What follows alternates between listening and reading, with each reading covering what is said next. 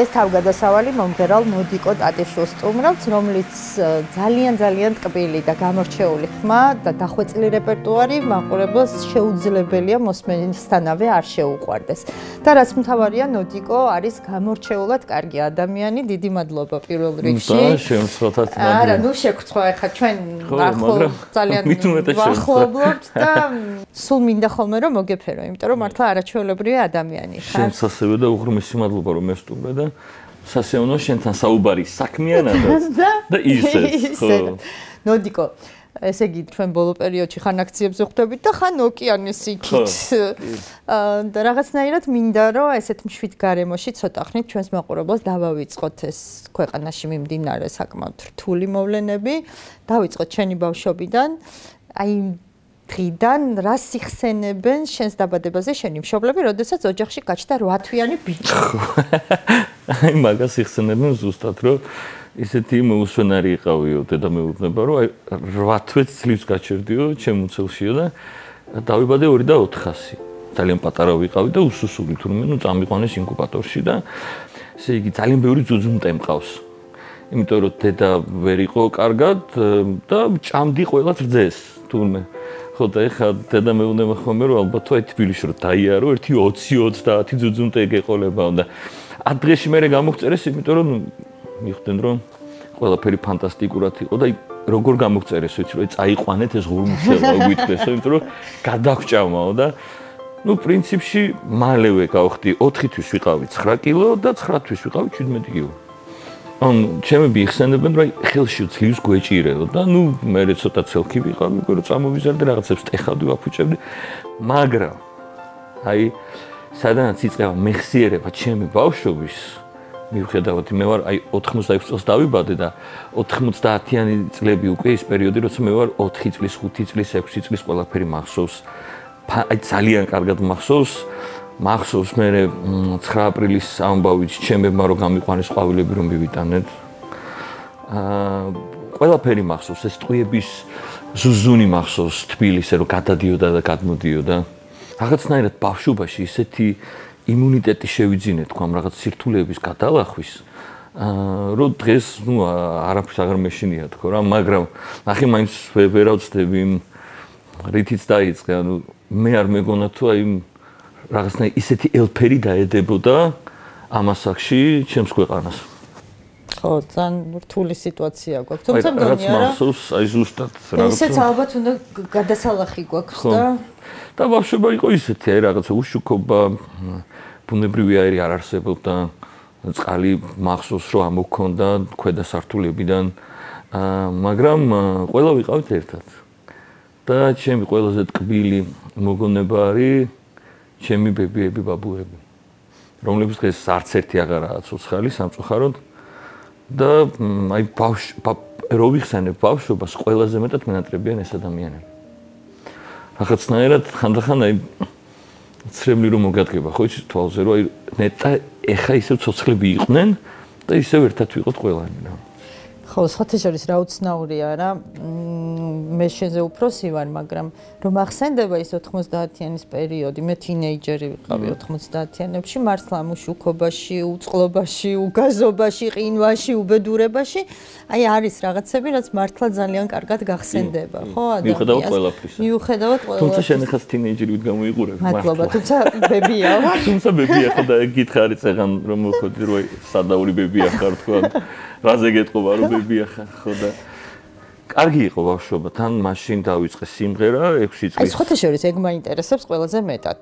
მომისმენია ხშირად, აი მომღერლებისგან, რომ აი რაღაცა თვეების ასაკიდან მშობლები რო იხსენებენ, რომ აი ღუღუნებდა, თითქოს მღეროდა.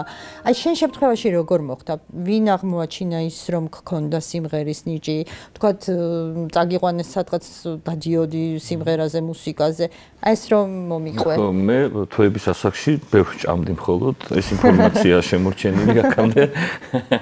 შეიძლება ვიღინებდი, მაგრამ დედას არასდროს არ გაუსვია ამაზე ხაზი, არც მამას. აი მე უკვე ბაღში რო შემიყვანეს თათი, სხვათა შორის ჩემი მეუბნებიან, რომ აი გვეგონაო, რომ ძალიან რაღაცნაირი ზარმაცი ბავშვი ვიყავი, იმიტომ რომ სახშიო ლექს ვერ გასწავლიდითო რა. და აი ბაღის ზეიმზეო, რომ დაგვიბარესო, რომ ზეიმია და ახლა მშობლები უნდა მოხვიდეთ. დედა ჩემი მიყვება, რომ ცოტა უკან დავდე იქივე, იმიტომ რომ ვიფიქრე, რომ ეს ჩემი შვილი ხა დადგებაო აქო და ალბათ ხმას არ ამოიღებსო და ზეიმი რო დაიწყო, პირველი შენ გამოხვედი და თქვი ლექსიო. და მე ცოტა წინ მომჩოჩდიო რა. ცოტა ხანშიო იცეკვეო, ნუ უფრო წინ გადმო, მე იმღერე კიდე მთლად წინ გადმოვედიო და მოკლედ აი მან დაიწყო ჩემი სიყვარული მუსიკისადმი და სიმღერისადმი. ჩემი და მღეროდა ნერგებში და სულ მახსოვს იმისთვის ახლა ეს იყო რუტინა, დიდად არ გიждდებოდა ამაზე. უბრალოდ ნუ რაღაცა ფორტეპიანოს დადიოდა, მღეროდა და მეც დედას დავყავდი მის რეპეტიციებზე და აი მე უცებ აღმოჩნდა 6 წლის ასაკში ფილარმონიაში რომ დავდექი. ხო და აი საიდან მოხვდი ფილარმონიაში? ეხლავე მოგიყვები, მოკლედ ნუგზარ კვაშალმა გამოაცხადა მიუზიკლისთვის მიღება მუსიკალური ბავშვების. და აკეთებდა ჭხივთა ქორწილს ოღონდ ბავშვებში. და დედას დაურეკა ნათესავმა, რომ იქნება წაიყვანო კაისმენა აქონოთ იქოსო და სახში უკვე მღეროდი რა ესე აქტიურად. და რო წამიყვანეს, ნუ რაღაცა მოვეწონე ძალიან ბატონ ნუგზარს, პედაგოგი იყო იქიდან ძალიან დიდხანს მერე ნანა დაუშვილი, ჩემი პედაგოგი იყო. ნანა და ნუგზარი ისხდნენ და ნუ მოკლედ შენ რო წრუწუნა იქნები. ხო და აი იქიდან მე მოხდა ისე რომ ეს მიუზიკლი არ შედგა, მაგრამ მე დავჭი ნანას მოსწავლეთ და მაშინ იყო ფილარმონიაში ესეთი კონცერტები წელიწადში ერთხელ 1 ივნისს ტარდებოდა ესტრადაზე პატარა ვირტუოზები. და მაშინ მახსოვს რომ პირველად დავიჭერე ხელში აფიშა, სადაც ეწერა ჩემი სახელი და გვარი და დღემდე მახსოვს ემოცია, რომ აი ძალიან ბედნიერი ვიყავ. ეს აფიშა ჩემს საძინებელში იყო გაკვილი და ყოველდღიურად რო ვიყვიწებდი, ვიყურებდი და ეს მაბედნიერებდა. აი მაშინ დავდექი დიდ სცენაზე ფილარმონიაში და იმის მერე მივხვდი რომ უბრალოდ აი ეს იყო ჩემი ცხოვრების ყველაზე დიდი სტიმული და ყველაფერი ჩემთვის.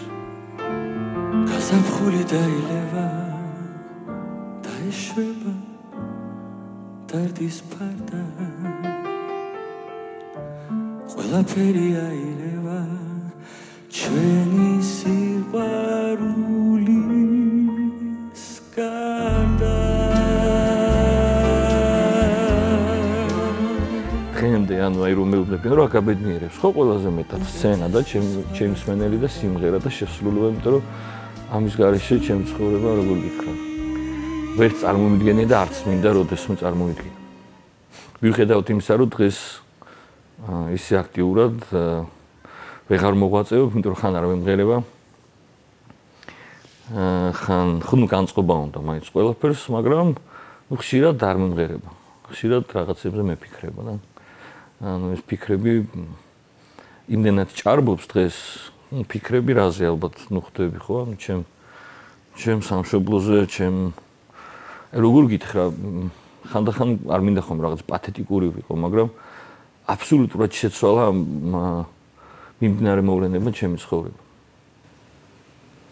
და მაგალითად წინა წელს რუსული კანონის პერიპეტიების პერიოდში რო ჩამოვფრინდი ამერიკიდან, იქიდან ძალიან ვაქტიურობდი, სულ ჩართვები მქონდა და კი, მახსოვს. ჩემს სათქმოს ყოველთვის ვამბობდი და ვიტყვი რა თქმა უნდა.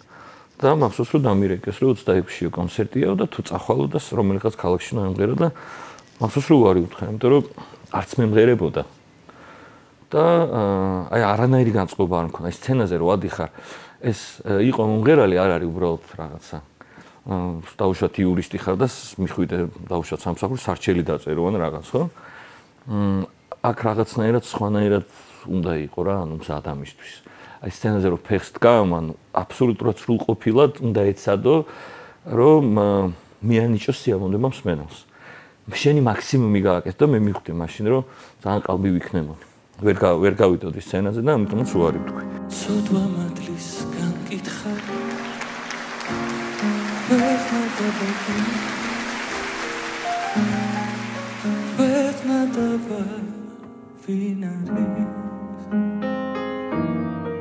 იმდენად გაუბედურებული არის დღეს ჩემი ქვეყანა, რომ არანაირი სურვილი არ მაქვს დღეს უკვე განსაკუთრებულად მივიღო ისეთ პროექტებში მონაწილეობას, სადაც შეიძლება იმ ადამიანებმა, ვისაც ჩემი ქვეყანა მიყავთ იქ, სადაც ჩვენი წასვლა არაფრით აღარ შეიძლება, მათთან ესე ვითანამშრომლო და რაღაცა ჰონორარები ავიღო.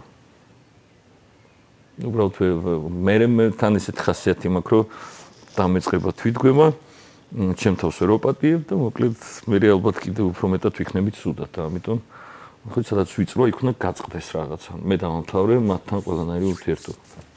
ამ ყველაფრის მერე რამე მუქარები, შემოთვლები, რაღაცები ხომ არ ყოფილა? მუქარები არა, თუმცა ყოფილა შემოთვლები, რომ ანუ აი შენ რა დაგიშავეთ და უშოთ. ანუ შენ რამე გაწყენინეთ და ეს კიდევ უარესად მაბრაზებს რა. ანუ მე რა პირადად უნდა მხვიდე და თავში ჩამარტყა რამე. ანუ ფაქტობრივად ჩემი ქვეყანა, სადაც დავიბადე, გავიზარდე და რომელიც საკუთარ თავზე მეტად მიყვარს და თან რაღაცები გამიკეთებია ჩემი ქვეყნისთვის, ხედავ რაღაც საერთაშორისო კონკურსებზე და იქ რო აცხადებდნენ, რომ გამარჯვებულია საქართველო, აი ეს ჩემთვის იყო ყველაფერი. ანუ იქ ხო მარტო რაღაც ნოდიკო არ იყო გამარჯვებული, ანუ ნოდიკო, რომელიც წარადგენდა საქართველოს და ნუ ეს ჩემთვის ყველაფერს ნიშნავდა და მივხვდი რომ არ უნდა დაუწყო ესეთ ადამიანებს ახსნა რომ ანუ რას ნიშნავს რამე გაწყენინე ანუ უნდა ჩამარტყა მაინც და მაინც მე უნდა ჩამარტყა უნდა შემაგინო ან რაღაცა არ ვიცი ჩემ ქვეყანას რომ ესეთ დღეში აგდებ ანუ ჩათვალე რომ პირდაპირ მაყენებ შეურაცხყოფას არა გარდა ამისა იმ აქციებზე ყოფნის დროს შენ შეიძლება და მოყოლილიყავი როგორც ყველა დანარჩენი ადამიანი უბედურებაში რაც ბევრი დღის განმავლობაში ხდებოდა და გრძელდებოდა. ხო მე ჩამოვფრინდი ნოემბრის ბოლოს, მე აქეთ ვიყავ, მე გავფრინდი ისევ ჩამოვფრინდი ნოემბრის ბოლოს და პირველად ვიგრძენი რას ნიშნავს, როცა გეწვის ცხვირი. და მახსოვს ჩემ გვერდით იყო ჩემი უახლოესი მეგობარი მარიამ როინიშვილი რომელიც ორსულად იყო და მახსოვს რომ თვითონაც თქვა რომ რაღაც მგონი პრობლემა გვაქვს და დაიწყეს ძალიან ბევრი ხალხი იყო რუსთავაზე მაშინ და ანუ მივხვდი რომ შენ თუ იმაზე ხარ წამსვლელი რომ ორსული იქნება ქალი იქნება ბავშვი იქნება თუ კაცი რა მნიშვნელობა აქვს ყველა შენი ქვეყნის მოქალაქე და ადამიანი ეს გაუბედურო აი არანაირად არ შეიძლება იმსახურებდე ვინმეს პატივისცემას რა არ აქვს მნიშვნელობა ხელისუფალი ხარ თუ მეფე ხარ თუ ვინც არ უნდა იყო ჩემთვის ხარ ნაძირალა და ნაგავი აი რა კადრებიც მე ვნახე ეს რაღაც სადიზმი ანუ ჩემთვის როგორ გიხართ ათე რაღაც წითელი ხაზები არის ოღონდ მე კარგად ვიყო მე კარგად ვიქნებოდი კარგად ვიქნებოდი იმიტომ რომ ვიმღერებდი საარჩევნო კონცერტებზე არ გამოვტოვებდი არც ერთ სადღესასწაულო კონცერტს და კიდე რაღაც ბონუსებიც მექნებოდა, მაგრამ აი მე რა. მე რა დავიტყოდი უარ საკუთარ თავზე. რასაც მე ვარასდროს ვერ გავაკეთებ. ამიტომ ხო, მე ეგეც ნოდიკოს არ ვიცნობ. ხო, ამიტომ მირჩენია დღეს ვიყო ცოტა პასიურ მდგომარეობაში და ესე ინტენსიურად არ ვმღეროთ, თუმცა მღერი ეხაც მიფრინავ კორპორატიული ივენთია საფრანგეთში მღერი, მე გერმანიაში მაქვს ახალი კონტრაქტი არნშტატის ქალაქში მიმიწვიეს სახელმწიფო თეატრში ბახის ქალაქში. რა მაგარი ამბავია. ხო, უნდა ვიმღერო რამდენიმე სიმღერა, ძალიან ისეთი მნიშვნელოვანი სპექტაკლი თქმება და ესე კი ამერიკაში მღერი კიდევ იქ არის ესეთი ამაზე აუცილებლად მოგაყოლა. ძალიან კარგი სივრცე და ადგილი, სადაც რაღაცა პატარა საქართველოს შეიძლება აღმოჩნდე და იქ მყავს ჩემი ჯასტრიო, სადაც ვღერი ქართულ სიმღერებს და ასევე ამერიკულ რეპერტუარს და აი ამ ამასობაში რაღაცნაირად ვიკლავ ხოლმე აი მოთხოვნილებას, როცა მიჩნდება, რომ მართლა ვიმღერო და რაღაცნაირად ემოციურად დავიხარჯო და თან შევივსო ხალხისგან. ისე მანამდე რომ ყოველდღე კონცერტი მქონდა, ან კვირაში 4 დღე რო კონცერტი მქონდა, ესე აუცილებლად უნდა ახლოს გაგვაცნო შენი მშობლები. ის ორი ადამიანი, შენი დედა და მამა, რომლებსაც ჩვენს ცხოვრებაში უჭირავთ განსაკუთრებული ადგილი. და ნუ რა თქმა უნდა შენი დაც. რაღაცნაირად გამიმართლა თქვა, ამბობ, რომ მაიას და კოკოს შვილი ვარ, იმიტომ რომ 45 წელი ერთად არიან. და 45-ვე წელი აფრენენ ერთმანეთს. აი მართლა რაღაცნაირად განსაკუთრებულად უყვართ ერთმანეთი რა. მიუხედავად იმისა, რომ უკამათიათ ხო, ყველა უკამათობთ რა თქმა უნდა. ესეთ ჯანსაღი ოჯახია ძალიან რაღაცებზე ყველა ჩვენი პოზიცია გვაქვს, რაღაცებზე კამათობთ. ნუ თავარი ფასეულობები და ხირებულებები ერთი გვაქვს რა თქმა უნდა, მაგრამ აი რაღაცა რა, ყოველდღიურ რაღაცა თუნდაც შეიძლება რაღაც სისულელეს, მაგრამ აი რაღაცაზე რომ იკამათონ 5 წუთში დედა უცებ მამას მიმართავს ეკითხება, გინდა ყავა? და აი ზუსტად 5 წუთში ერთად ხდებიან და აი თითქოს არაფერი არ მომხდარა. ძალიან საყვარლები არიან. მე მათგან ვისწავლე ალბათ ხალხის სიყვარული.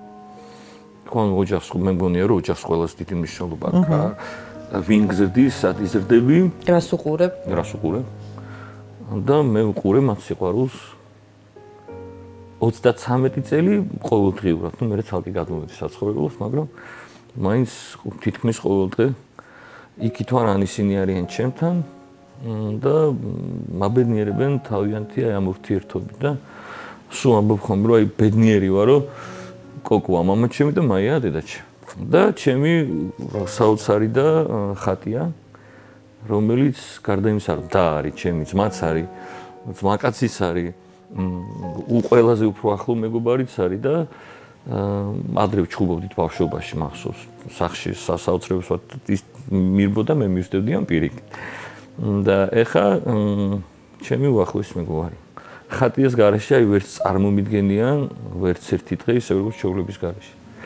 და მე რაღაცნაირად ეხა ამერიკაში რომ მიწევს ხოლმე პერიოდულად წასვლა, არ არსებობს ერთი დღეც კი. როცა ჩვენ კამერით ერთმანეთს არ უყურებთ, იმიტომ რომ მე უნდა დავინახო რომ ესენი ყველანი კარგად არიან, ჯანმრთელად არიან, სახეზე უნდა დავაკვირდე რომ რამე პრობლემა ხო არ აქვთ, რასაც მიმალავენ.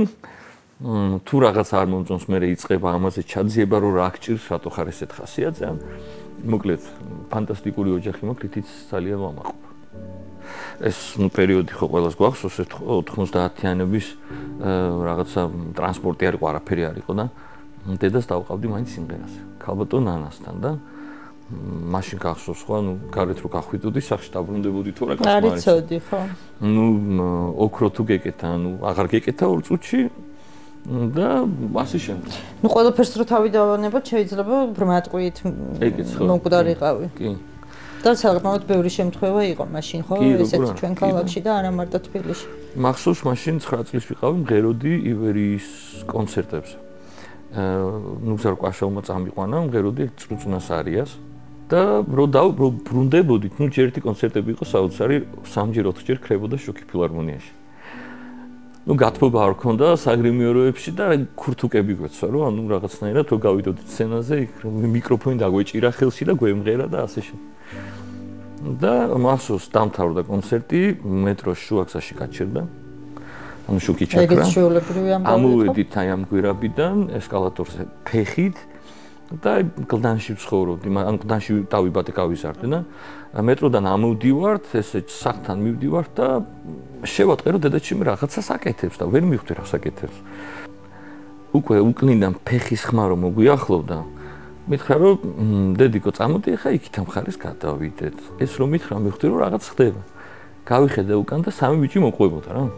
და აი ამ დროს რომ გზაზე გადავედით, მახსოვს რომ ძალიან მარდად და სწრაფი ნაბიჯებით ეს 3-ვე გადმოყვა და ამ დროს მამა ჩემი შეგვეგება მანქანით. ისინი გაჩერდნენ, ესე ძალიან ჩაულებრივად, ანუ მივხვდით რაც უნდა და ან წარმოიდგინე რა დრო იყო და რა აქვს გადატანილი ადამიანებს რა, ხო და დედას ცალკე წვლილი აქვს ჩემ წარმატებაში. იმიტომ რომ დედა იყო ის განსაკუთრებულად, ვინც თქვა რომ ანუ შენ უნდა იმღერო. შენ ეს გიყვარს, შენ ეს იცი, ანუ შენ კარგად მღერი და ამიტომაც რაც შემიძლია მე გავაკეთებ ყველაფერს და ანუ აი ეს მარტო ეს ერთი შემთხვევა არ იყო, კიდევ ბევრი შემთხვევა იყო, მაგრამ ანუ აი ყველაფრის მიუხედავად მე ბოლომდე ვიარე სიმღერას. მადლობა დედამ. მამამ. როგორ ეგუებიან ესე თვეობით რომ მიდიხარ და არ ხარ აქ? პრინციპში სხვა რაგს აქვს. სიამოვნო სხვა გზა არ არსებობს და ეს ჩემი განვითარებისთვის საჭირო.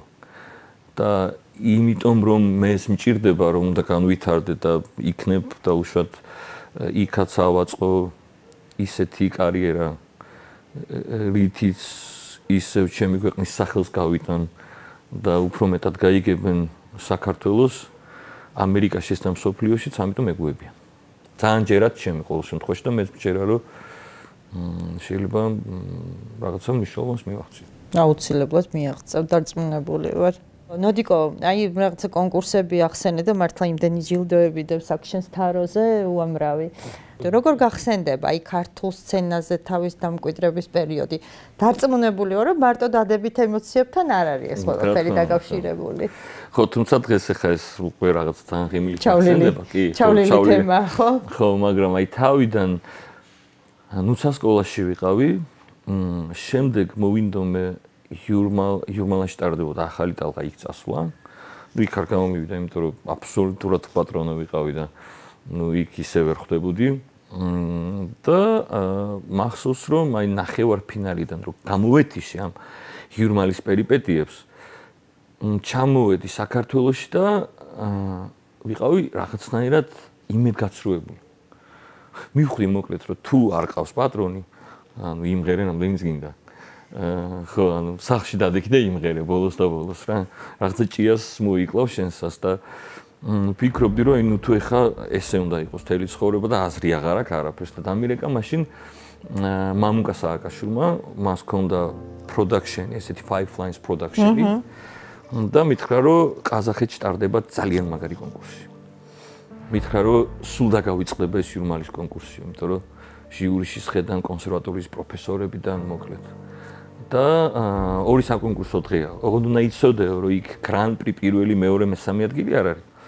ან იღებ პირველ ადგილს, ან იღებ ყველაზე მთავარ პრემიას გრან-პრისო და ნუ წავედი ოღონდ მივდივარ ხა ამ კონკურსზე ვფიქრობ რომ ხა იქაც აი რაღაცა ჩადიხარ.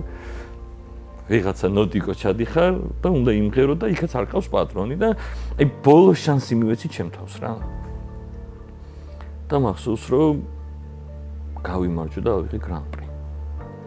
და აი ამ რაღაცა გამარჯვებამ დამიბრუნა მე რწმენა საკუთარ თავში, რომ ესე იგი კიდევ არის შანსი, რომ შენი ნიჭით, მონდომებით და შრომით გააკეთო შენი გასაკეთებელი. და იქ გაიხსნა მე ძალიან ბევრი გზა საერთაშორისო კონკურსებზე და საბოლოო ჯამში 7 საერთაშორისო კონკურსის ლაურეატი ვარ და მე ვიყო ევროვიზია. ევროვიზიაზე სამწუხაროდ მხოლოდ აი მე გაგიხსნით ათია. სამწუხაროდ მხოლოდ ფინალში გადავედით იქ. მადლობა. გამარჯვება რომ დიდად ვერა, იმიტომ რომ მაშინაც ბევრმა რამემ შეგვიშალა ხელი, მაგრამ ყოველ შემთხვევაში ბედნიერი ვარ, რომ ხშირად გაჟღერდა დიდ სცენებზე სხვადასხვა ქვეყნებში ჩემი სახელი საქართველოსთან ერთად რა. და ჯეოსტარმა შეცვალა ჩემი ცხოვრება საერთოდ. ყარა დავდექი სცენაზე. თუმცა აი საწყის პერიოდში იყო მაინც რაღაცა ცოტა ფეხის წამოდებები, ხო, ახალი რო ხარ. და მაგრამ დღეს ახლა ისე მყარავთ გავარ სცენაზე რომ არც უნდა გაბედოსინო მეგეთი რაღაც, იმიტომ რომ ნოდიკო, აი ამ გადმოსახედიდან შენ ცხოვრებაში ძალიან იქნებოდა ბევრი ისეთი ადამიანი, ვინც შენს წარმატებაში რაღაც თავისი გარკვეული წვლილი შეიტანა. თუმცა აი შენ თუ გახსენდება ისეთი ადამიანები მათ შორის, ვინც აი ძალიან უმნიშვნელო წვლილი შეიტანა, მაგრამ მადლიერი ხარ მათი დღემდე. ყველა მახსოვს. ისიც ვისაც აი უბრალოდ ხელი წაუკრავს და ისიც ვისაც ისინიც მახსოვს, ვინც აი მომეხმარნენ რომ რაღაც ნაბიჯი გადამედგა. იცი რა არის როგორი ნიჭიერიც არ უნდა იყო თუ მოკლედ ასე შემდეგ. ძალიან მაგარია, როცა ვიღაცა იმ ფარველი ანგელოზივით. კი, ძალიან. გამოჩნდება და რაღაცა ესე ხელს მოგისვამს მხარზე და გეტყვის რომ შენ შეგიძლია მიდი ახლა ეს უნდა გააკეთო და ამიტომ მე ყველა მახსოვს და მე ხა თუ ვინმე უყურებთ და თუ თქვენს გახსოვთ რა გააკეთეთ ჩემთვის სხვადასხვა დროს ყველას გიხდით უღრმეს მადლობას ქართულ კომპოზიტორებთან შენს ურთიერთობაზე მინდა რომ ვისაუბროთ ბევრი კომპოზიტორის სიმღერაა შენს რეპერტუარში და მე ვიცი მათი დამოკიდებულება აი რაღაცნაირი განსაკუთრებული შენს მიმართ როგორ გაიხსენებ მათთან ურთიერთობას და ვიცი რომ შენს ცხოვრებაში ძალიან მნიშვნელოვანი ადგილი უჭირავს ბატონ ბუთხუს კი ბასილაიას ხო მე გამიმართლა მე ვარ იმ თაობის მომღერალი სადაც ესე ინტენსიურად ქართულ სიმღერას რაღაცნაირად აღარ მღერია მე ვამბობ ქართულ სიმღერას ანუ არ გულისხმობ ქართულ პოპს და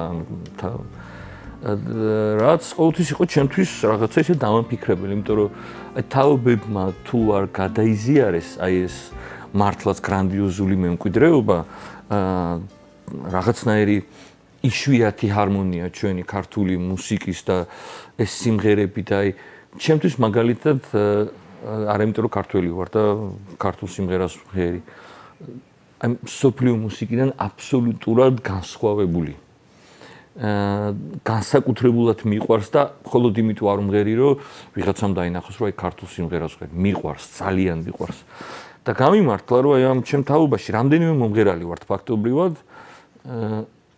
ვინც ვიმღერეთ მართლა აი კორიფეების სიმღერები და ერთ-ერთი ვარ მე რომელიც სიცოცხლეშივე მქონდა ურთიერთობა ბატონ ვაჟა აზარაშვილთან ბატონ ალექსანდრე ვასილაიასთან ვარ ძალიან ბედნიერი რომ შევხვდი ბატონ გია ყანჩელს მახსოვს დამირეკე სტუდიიდან და მითხრეს რომ ჩვენთან არის ბატონი გია ყანჩელი და ჭირდება შენი ხმა ну რა თქმა უნდა ძალიან ბედნიერი და ცოტა აღელვებული გავარდი სტუდიაში და ევროპის რომელიღაცა ქვეყანაში ერთ-ერთი სპექტაკლისთვის დაწერა მუსიკა და მუსიკას ჭირდებოდა ვოკალი და როავედი იქ ლიზაც იყო მარიამი იყო როინიშვილი მე გოგოები წავიდნენ მე დავრჩი და მითხრა რომ ამითი ვარ დავამთავრებ თუ გაკიდე ერთი საათიო მაჩუქეო ეგ ერთი საათიო და მახსოვს რომ თითქმის მთელი სპექტაკლის ყველა ხმა ჩავწერე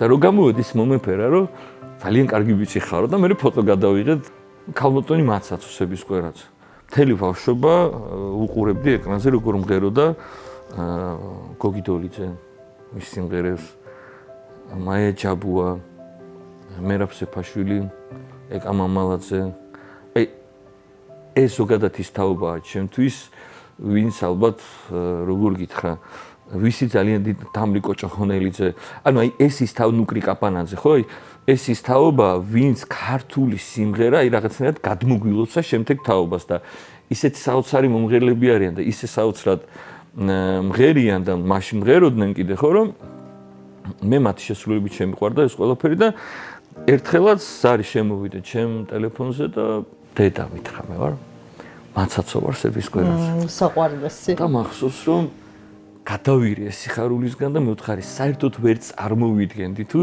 როდესმე თქვენ დამირეკავდით და მე ვთხარ რა შემიძლია გავაკეთო თქვენთვის და ეხლავე და როცა გაგიხარდებათ და მითხრა რომ სიმღერა დაგიწერე აი როცა პირველად შევხვდით მე და ქალბატონი მაცაცო იმის მერე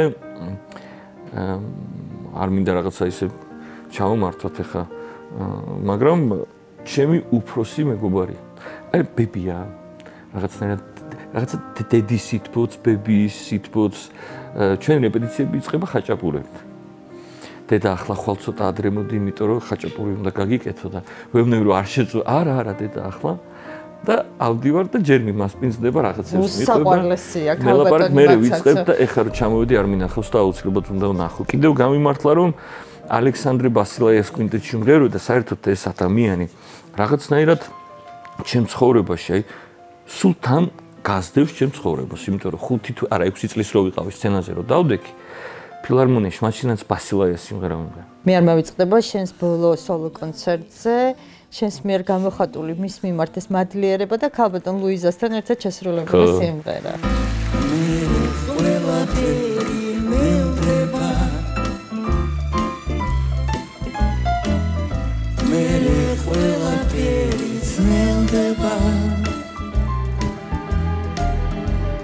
მართლაც იყო განსაკუთრებულად მაესტრო ბუთხუს ბასელაია ჩემს ცხოვრებაში და თან რაღაცნაირად იცი რა იყო, აი ბაბუა იყო რა, გარდა იმისა, რომ რაღაცა მეტრი იყო, ხო, ხა ალექსანდრე ბასილაია თავის შემოქმედებით მეტრი იყო, ხა ჩვენს საესტრადო ხელოვნებაში ერთ-ერთი ყველაზე უფრო მეტად კორიფე კომპოზიტორი იყო და მახსოვს მისი სიყვარული, მახსოვს მისი ზრუნვა, მახსოვს მისი დამოკიდებულება და აი იცი ხა სადამდე მივედი, რომ დღეს ცოტა რაღაცებზე ბრასდები ხომ და ვხიზიანდები ვიღაცებზე რა, რაღაცნაირად რომ იციან ხოლმე ზემოდან ყურება ზოგადად ჩემს მიმართულება არა, მაგრამ ზოგადად და აი მე მივხვდი რომ რაც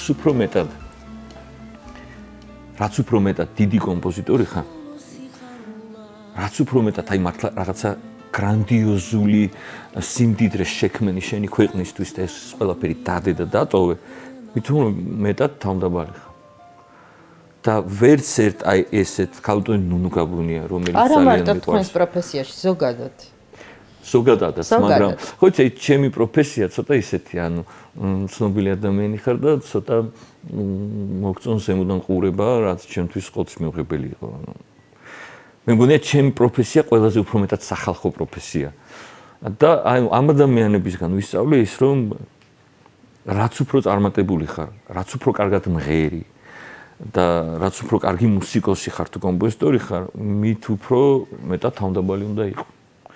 და რაღაცნაირად ვცდილობ ხოლმე, რომ რაღაცა ჩემმა წარმატებამ არ განაპირობოს ჩემში რაღაცა გასულელება, ასე ვთქვათ და ვცდილობ ხოლმე, რომ შევინარჩუნო მიწაზე ვიდგე მყარად და მადლობელი ვარ ამ ქალბატონი მარიკო კვალეშვილი არ უნდა დამოვიწყდეს, რა თქმა უნდა, მისი ვარსკვლავის გახსნაზე ვიმღერე. მადლობელი ვარ, მოკლედ ამ ადამიანების მათთან ურთიერთობისთვის ცალკე მადლობელი ვარ და მადლიერი ვარ, იმიტომ რომ რა ვიცი, ხა ისეთ ადამიანებთან მქონდა შეხება, შემოქმედებითი და ესეთი ადამიანური ურთიერთობების, რომ მთელი ცხოვრება ის სანამ ცოცხალი ვიქნები, თითოეული მათგანის სახელი და მუსიკა ჩემში იცოცხლებს ყოველთვის. კიდე მაინტერესებს თუ გაქვს ისეთი სიმღერა, რომელმაც მოგიტანა აი ყველაზე დიდი პოპულარობა და აქვე უნდა გკითხო, აი როდესაც შენს კონცერტებზე დადის ხალხი. უსმენს იგივე ვთქვათ მანქანაში გესმის რომ უსმენენ შენ სიმღერებს, ხო? აი რა განცდა ქუჩაში რა შეხვდება ადამიანი და შენს მიმართ გამოხატავს რაღაც კეთილგანწყობას, სიყვარულს. რა განცდა ეს აი შენთვის რას ნიშნავს ეს ყველაფერი? ბოლომდე ვერ აგიხსნი ალბათ. ანუ ვერ გადმოვცემ ალბათ ბოლომდე, მაგრამ ფანტასტიკური შეგრძნებაა. როცა აი ადამიანი უსმენს შენ სიმღერას, აი ყოფილი ბევრჯერ. თუმცა მანქანით რო ჩავვლი და იქიდან შენი ხმარო გესმის და აუ რა მაგარია რაღაცნაირად ცოტა ისე რომ დაგაჟრიალებს, ხო იცი, მაგარია ძალიან. ან რომ მოდის და რო გეუბნო რომ მიყვარხარ. მით უმეტეს როცა არავინ არ არის შენი და უბრალოდ უყვარხარ იმიტომ რომ მოწონს შენი სიმღერა, ან შენი ხმა, ან შენი რამღი. აი როგორ შეიძლება ამან არ გაგაბედნიეროს. ანუ ადამიანი რომელიც შენგან დამოუკიდებლად აი ხა შეიძლება ვიღაც იჭდეს და უსმენდეს ჩემს სიმღერას და ეს ყველაფერი მოწონს სადმე რომ დამინახავს, მე მოვიდეს და ჩამეხუტოს თათი არ ვიცი, ანუ მე ვამბობ ხოლმე რომ ალბათ ძალიან გამიმართლა თავმდაბლობის გარეშე რომ არასდროს არ მომკლებია აი ეს დიდი ენერგია, დიდი სითბოსი და სიყვარულის და ეს იყო ყველაზე მთავარი მოტივატორი რომ მე უფრო და უფრო მეტი გამეკეთებინა. და უფრო აი რაღაცა სუფიქრობ ხოლმე რომ აი ხა უფრო კარგად უნდა ვიმღერო. უფრო კარგად უნდა ვიმღერო, იმიტომ რომ არაზრუს არ მომწონს ჩემი ამღერი.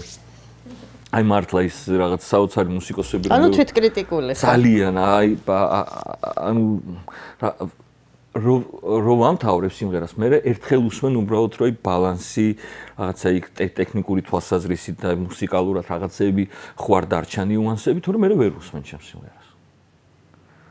და აი სცენაზე რო გავდივარ და უშოთ ორკესტრით მახსოვს ქალბატონ მაცაცოს კონცერტზე რომ ვიმღერე ორი სიმღერა ვიმღერე, ერთი რომანსი როიალთან და მეორე მაესტრო ვატო კახიძის ორკესტრთან ერთად.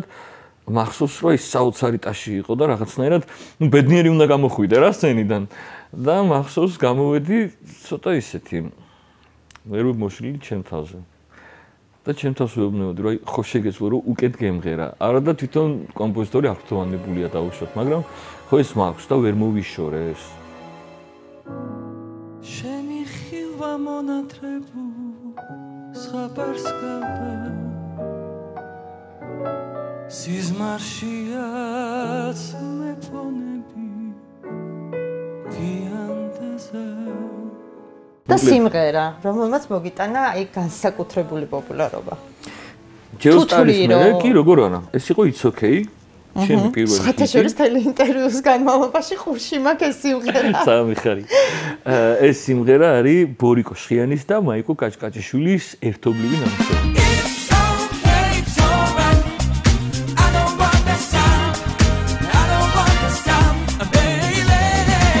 და ზურამენთე შაშუმარ მოусმინა, მითხრა რომ გთხოვო რომ მე გადამაგებინო კლიპი და გააკეთა ანიმაცია. ფაქტობრივად მაშინ ესეთი ხშირი არისო ანიმაციური ვიდეოები და აი როგორ გითხრა, ყოველგვარ მოლოდის გადააჭარბა, რომ გამოვიდა სიმღერა და რომ გავიდა ეთერში, მეორე დღეს კონცერტზე ყველა მღეროდა აბსოლუტურად და აი ამ სიმღერამ მაგზნობინა რას ნიშნავს, როცა გაქვს ჰიტი და როცა მე ამ შენ სიმღერას მღერის მთელი დარბაზი და შეგიძლია შენ უბრალოდ მიკროფონი ესე გადააწოდო ხალხს და დადგე და მიიღო სიამოვნება და უსმინო და ფანტასტიკურია. მე უკვე ვიყო რამდენიმე სიმღერა ბედნიერი ვარ რომ ჩვენ თანამედროვე უკვე შედარებით ახალი თაობის კომპოზიტორებთან ასევე მაქვს ფუფუნება ურთიერთობის, მეგობრობისა და შემოგვენდებითი რაღაცა კავშირისა და მინდა რომ ყველას უთხრა მადლობა, იმიტომ რომ მათ გარეშე რას ვიმღერებდი, აბა ვერაფერს. ამიტომაც მადლობა ყველას განსაკუთრებულად, აი სათითაოდ და ცალ-ცალკე და ყველას უღრმესი მადლობა ჩემგან.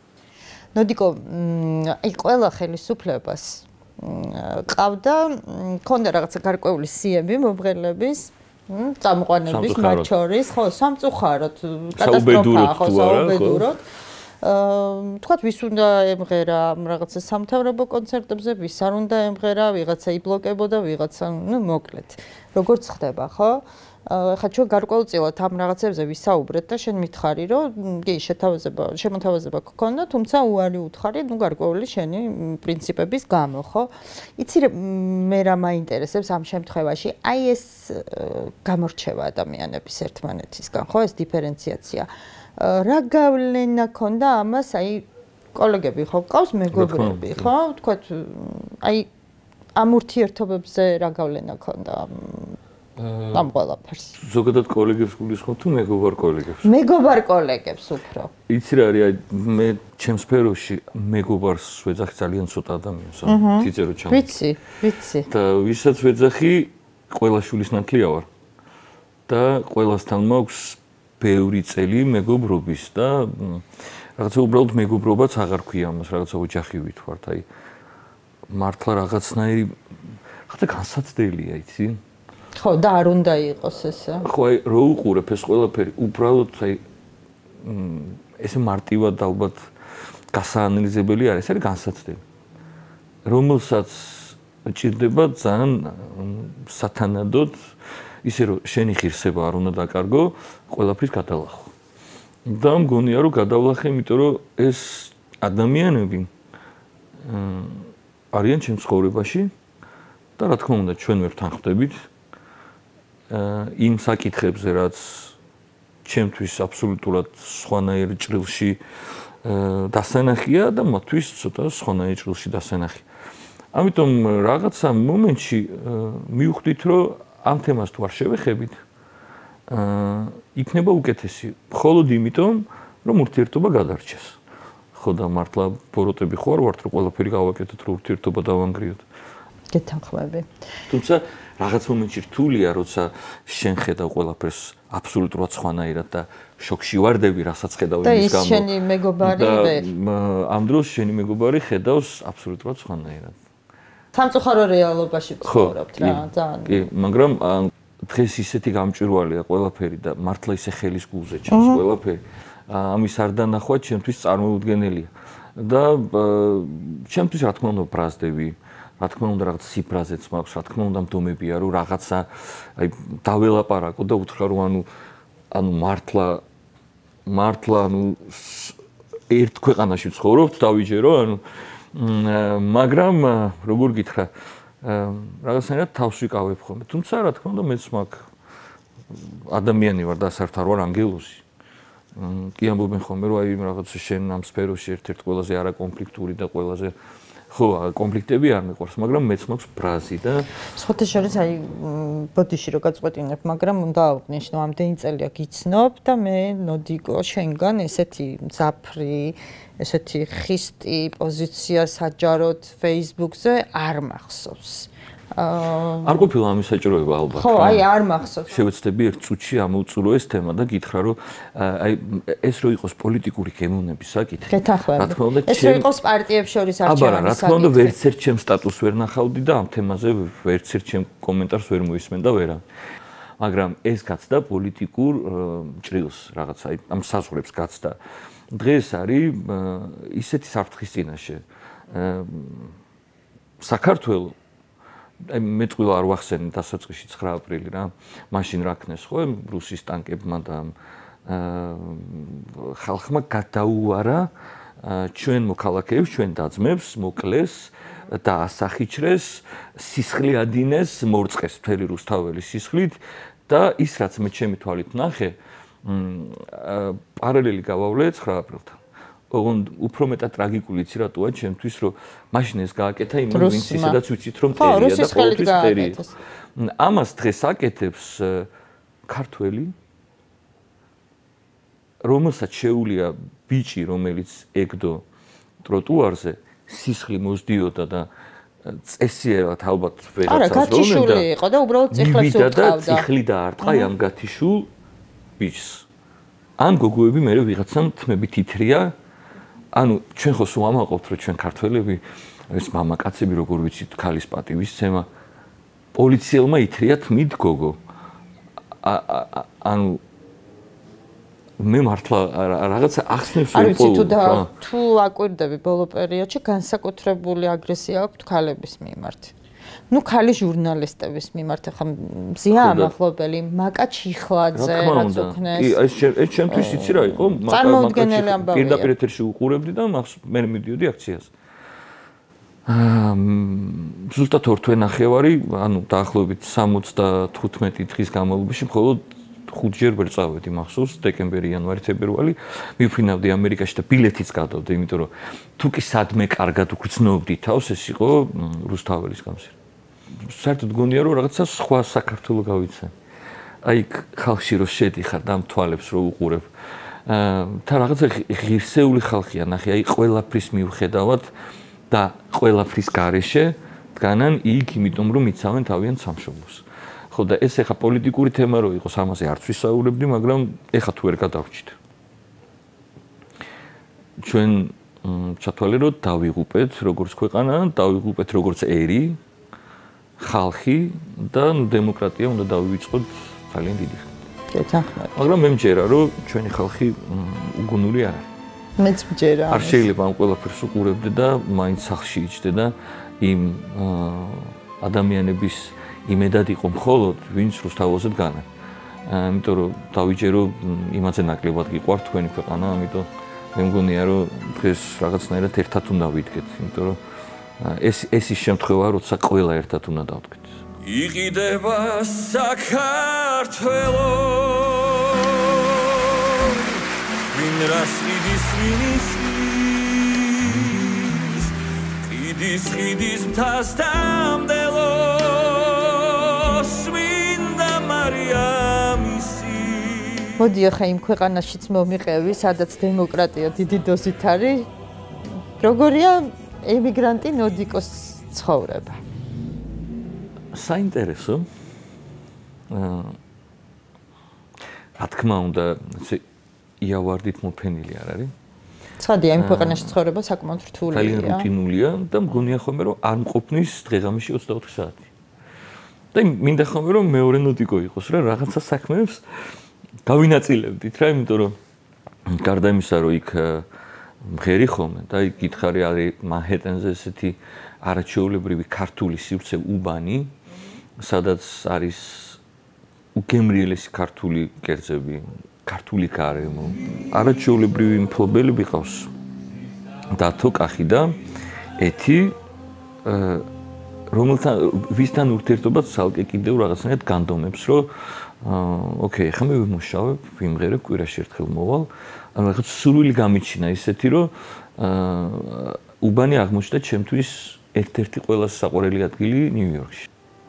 არაჩვეულებრივი მუსიკოსები არიან, ჯაზ ტრიოა, სადაც ღერით ბასილაიას, კვერნაძეს, ცაბაძეს, ზეპისკვერა, ან მართლა ისეთ საოცარ ქართულ სიმღერებს და ასევე გვაქვს აი ეს რეტრო ამერიკული რეპერტუარი, ფრენკ სინატრა, ტონი ბენეტი და აი ეს სიმღერები, რაც დღეს უკვე რაღაც ამერიკული კლასიკაა ფაქტობრივად და მეც ვიღებ სიამოვნებას და მიხარია, რომ ძალიან ბევრი ქართველი დადის. რაც შეეხება იმ სხვა წარმატებებს, რასაც მინდა რომ მივახციო, სხვათა შორის აი როგორი რაღაცნაირი უცნაური მომენტია რა, შენ ქვეყანაში გიცნობს ყველა კარი ღიაა შენთვის, ყველა გიღიმის, ყველა გამოხატავს სითბოს და ჩადიხარ და იქ არავინ არ გიცნობს. და სამაგიეროდ გცნობენ ქუჩაში ქართველები. და ძალიან ბევრი არის ძალიან. მიხარია ის რომ მიუხედავად ამ მანძილისა და სიშორისა ისე უყვართ საქართველო. ძალიან. ისე უყვართ საქართველო, ისე ნერვიულობენ, ისე განიცდიან. ნუ კარგი ცხოვრების გამო იქ არავინ არ მიდის. კი. და ალბათ რაღაც შემიძლია ცოტა ვისაუბრო იმაზე, რომ ვერც წარმოვიდგენთ ათია როგორ წვალობენ რა. ვიცი, ნოდიკო ვიცი კი. რთულია ძალიან მათი ცხოვრება და მე ვამბობ ხოლმე რომ ანუ რა მიჭირს ცხოვრობ ჩემს უახლოეს მეგობრებთან, ჩემი ნათულის ოჯახში, ვისი ძალიან მადლიერიც ვარ და ჩემი ოჯახი მაქვს იქ. აი მეორე ოჯახი. არაფერი არ მაკლია, სასახლიც მაქვს, კარიც მაქვს და ყველაფერი. და არიან ადამიანები, ვინც შრომობენ იმიტომ, რომ აი ერთი ოთახი ქონდეთ იქ. რომ არ მოშივდეთ, რომ თავის შულს გამოუხსავნონ რაღაც შვილიშვილს, მეუღლეს, დას, ძმას, მეგობარს. რა მე მგონია, რომ ეგენი არიან ნამდვილი გმირები. აი ვინც ფაქტობრივად გადაარჩინა დიდი რაოდენობა მოსახლეობის. შიმშილს, სიღარიბეს და სიღატაკეს. ამიტომ ყველას ძალიან დიდი პატივისცემა ჩემგან. ხო და გამოცხადდა კასტინგი მულენ რუჟის. სადაც მომამზადეს სიმღერა და რაღაცნაირად ვარ რა, მყარად ვარ მისული, ვიცი რომ ვიმღერებ. ნუ თუ არ ამიყვანენ, ყოველ შემთხვევაში მეტყვიან რომ აუ რა, კარგად მღერით, აი რაღაცას მეტყვიან და ხო იცი გულით რო გინდა და პირველი ჩემი იმედგაცრუება იყო არ შემიშვას კასტინგზე. რატო? მითხრეს რომ შენ ვარ ხარო აქაური ასოციაციის წევრი. აი ვინც არ უნდა იყო მითხრეს რა, ანუ აი თუ გინდა იყავიო რა ვიცი, ვინც ფრენკ სინატრა ანუ ახალი ამბავია. ხო, ანუ მითხრეს რომ სანამ ასოციაციის წევრი არ გახდები და შენი პეიჯით არ მოხვალ, შენ ვერ შეხვალ კასტინგზე და მახსოვს რომ ძალიან მეწყინა. ხოთი აქ რაღაცა ყველგან რაღაცა ნოდიკო მოდი თუ რაღაც და იქ არ შემიშვას. ნახავ წევრიანდები უკვე და იმედია რომ რაღაც წარმატებებიც იქნება. აუცილებლად იქნება და საინტერესო ადამიანები გავიცანი, რაღაც პერსპექტივებიც არის რა თქმა უნდა, რაზეც ცოტა დიდ ასაკში ვისწავლე რომ წინასწარ არ უნდა ისაუბრო. ამიტომ მგონია რომ არის იმის დიდი შანსი რომ მე ჩემი ქვეყანა ვასახელო. ძალიან მიხარია და საფუძვლიანად. ძალიან ბევრ წარმატებას გისურვებ და დარწმუნებული ვარ რომ ამ დიდ წარმატებებს აუცილებლად მიაღწევ უკვე იმ ქვეყანაში, სადაც ნახევრად მოკლედ ჯერ ისე ხარ რა, არ ხარ მოქალაქე და ნახევრად ფაბრიკატი ადამიანი რაღაცნაირად აღმოჩნდი, მაგრამ მე მიყვარს რაღაც სირთულეები. მე დარწმუნებული ვარ რომ ყველაფერს მიაღწევ. მადლობა, დიდი მადლობა. დიდი მადლობა შენ.